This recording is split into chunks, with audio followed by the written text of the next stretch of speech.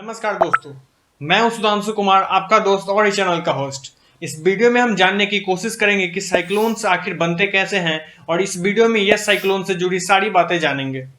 दोस्तों, वीडियो शुरू करने से पहले एक छोटी सी बात, हम इस चैनल पे हमेशा इंफॉर्मेटिव और अवेयरिंग वीडियोस लाते रहते हैं। अगर आप हमारे चैनल पे नए हैं और अब तक हमारे चैनल को सब्सक्राइब नहीं किया है तो सबसे पहले सब्सक्राइब करके बेल आइकन दबा दीजिए और वीडियो अच्छा लगे तो लाइक और शेयर जरूर कीजिएगा। दोस्तों, बात चाहे एजुकेशन की हो या इन्फॉर्मेशन की हो, दोनों शेयरिंग से बढ़ता है। अगर आपको वीडियो अच्छा लगता है तो शेयर जरूर कीजिएगा। इसी अच्छी बात के साथ हम वीडियो को शुरू करते हैं। दोस्तों, सबसे पहले हम जानते हैं साइक्लोन आखिर बनता कैसे है। साइक्लोन बेसिकली प्रेशर डिफरेंस के कारण बनता है। साइक्लोन के फॉर्मेशन को हम साइक्लोजेनेसिस बोलते हैं और जब समुद्र के बहुत बड़े एरिया में लो प्रेशर एरिया क्रिएट होता है और वहाँ के पानी का टेम्परेचर 26.5 डिग्री सेल्सियस से ज़्यादा होता है और वहाँ का पानी स्थिर होता है, तब साइक्लोजेनेसिस स्टार्ट होता है और धीरे धीरे साइक्लोन बनता है। इस प्रोसेस को हम जरा डिटेल में समझते हैं।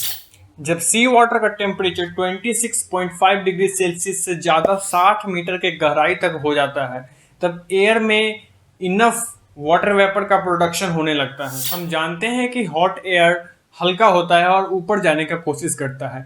वाटर वेपर में हॉट एयर के साथ साथ वाटर ड्रॉपलेट्स भी होते हैं। जब हॉट एयर ऊपर जाता है तब और गर्म हो जाता है और ज़्यादा गर्म होने के कारण और ऊपर जाता है, तब बीच में एक लो प्रेशर एरिया क्रिएट हो जाता है। जब उस लो प्रेशर एरिया को भरने के लिए सराउंडिंग से जब हवा आता है, तब हवा उसको भरने की जगह उसके चारों बगल गोल गोल घूमने लग जाता है, जिसके कारण एक स्पाइरल क्रिएट हो जाता है। जब हॉट एयर वाटर ड्रॉपलेट्स के साथ 7000 मीटर के हाइट पे पहुंचता है, तब वो वाटर ड्रॉपलेट्स और क्लाउड्स में कन्वर्ट हो जाता है और इस तरीके के एटमॉस्फेरिक इनस्टेबिलिटी के कारण समुद्र के ऊपर massive vertical columns of cloud बन जाता है हॉट एयर के कंडेंसेशन के कारण। जब सराउंडिंग से और एयर आते हैं लो प्रेशर एरिया को भरने के लिए, तब साइक्लोन और बड़ा बड़ा होते जाता है। साइक्लोन के स्पाइरल का डायमीटर 100 किलोमीटर से 2000 किलोमीटर तक हो सकता है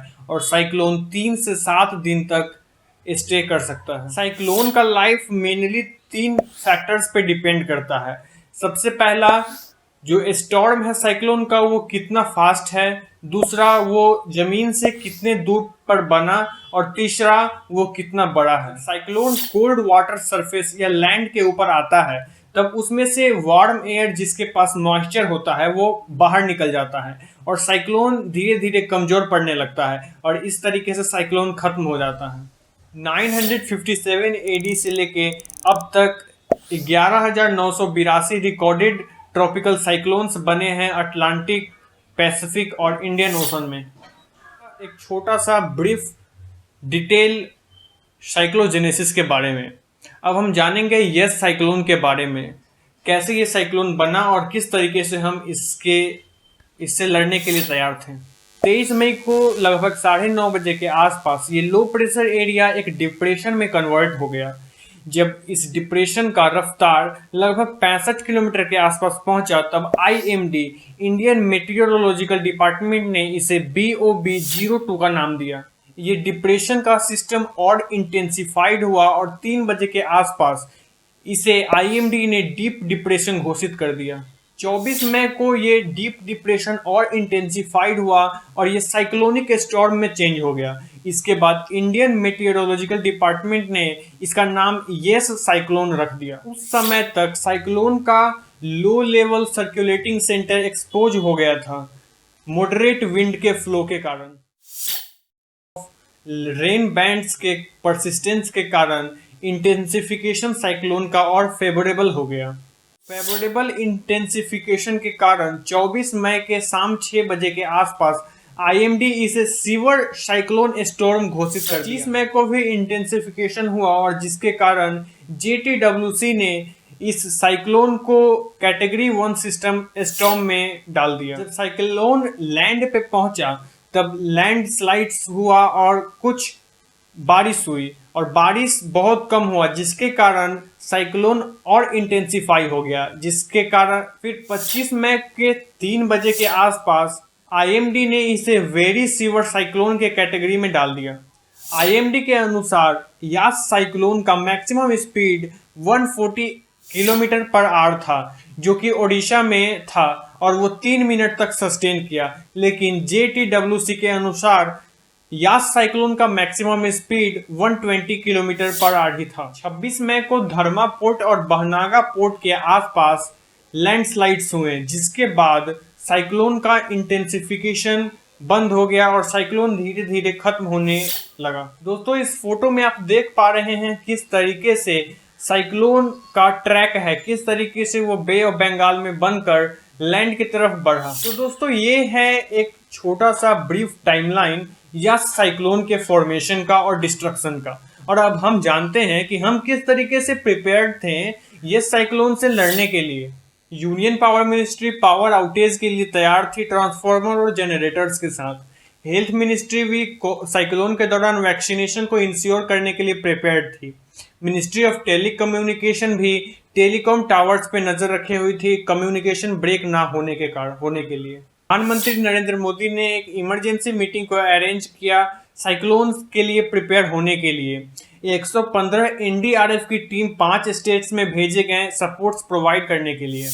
इंडियन आर्मी, नेवी और कोस्ट गार्ड्स को डिप्लॉय किया गया ओडिशा और बंगाल के कोस्टल एरिया में सपोर्ट प्रोवाइड कराने के लिए। कोलकाता इंटरनेशनल एयरपोर्ट के सारे फ्लाइट्स को भी कैंसिल कर दिया गया। IMD ने 25 मई को एक ऑरेंज अलर्ट जारी किया, जिसके बाद कोलकाता के सारे शिपिंग एक्टिविटीज को सस्पेंड कर दिया गया। अलर्ट जारी होने से पहले 265 बोट्स बे ऑफ बंगाल में चल रही थी, जिसके बाद इंस्ट्रक्शन के आने के बाद सभी को पोर्ट पे वापस लौटना पड़ा।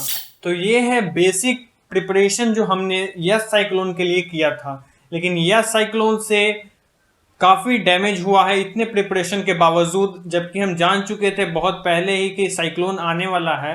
इसके बाद भी हम एक प्रॉपर प्रिपरेशन नहीं कर पाए। केवल बंगाल में 4500 गांव अफेक्टेड हुआ और 3 लाख घर डैमेज हो गया और करीब 1 करोड़ लोग अफेक्टेड हुए इस साइक्लोन से केवल बंगाल में। बंगाल में 1100 गांव पानी के अंदर यास साइक्लोन के कारण आने वाले फ्लड्स में डूब गया और लगभग 5 लाख लोग होमलेस हो गए।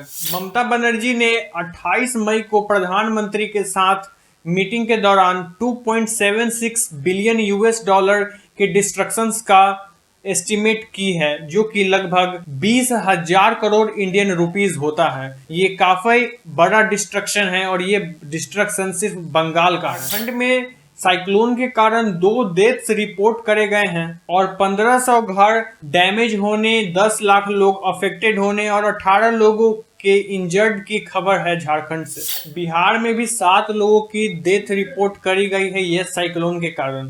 तो दोस्तों, ये है एक ब्रीफ डिटेल डिस्ट्रक्शन का।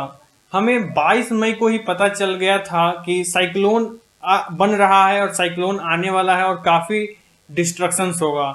हमने प्रिपेयर भी किए थे, लेकिन साइक्लोन के इंटेंसिटी के अनुसार हमने प्रिपेयर नहीं किया था, जिसके कारण काफ़ी डिस्ट्रक्शंस हुए हैं पैसे का और कुछ डिस्ट्रक्शंस ह्यूमन का भी हुआ है। प्रधानमंत्री 28 मई को विजिट किए थे अफेक्टेड प्लेस पे और उन्होंने 1000 करोड़ रुपया को रिलीफ फंड में दिया उड़ीसा, बंगाल और झारखंड को शेयर्ड रूप में। दोस्तों, हर साल हमारे देश में साइक्लोन हिट करता है, हर साल काफ़ी डिस्ट्रक्शंस होते हैं, हर साल पैसे और जानवरों और ह्यूमन का डिस्ट्रक्शन होता है। हमें पहले जब पता चल जाता है मेटेरोलॉजिकल डिपार्टमेंट से, तो हमें पहले ही फुल्ली प्रिपेयर्ड होना पड़ेगा साइक्लोन से कम डिस्ट्रक्शन होने के लिए। और डिजास्टर के लिए प्रिपेयर होने के लिए गवर्नमेंट को एक अच्छा मैनेजमेंट रोल निभाना पड़ेगा, तभी जाकर हम साइक्लोन प्रूफ और डिजास्टर प्रूफ कंट्री बन पाएंगे। दोस्तों, आज के लिए बस इतना ही, फिर मिलेंगे हम अगले वीडियो में। अगर आपको यह वीडियो जरा भी इंफॉर्मेटिव और अवेयरिंग लगा तो वीडियो को ज़्यादा से ज़्यादा शेयर कीजिए, ताकि ज़्यादा से ज़्यादा लोगों तक ये इन्फॉर्मेशन और अवेयरनेस फैले। वीडियो देखने के लिए धन्यवाद। फिर मिलेंगे अगले वीडियो में। Till then, be aware and stay connected with me I make you aware. Thank you for watching.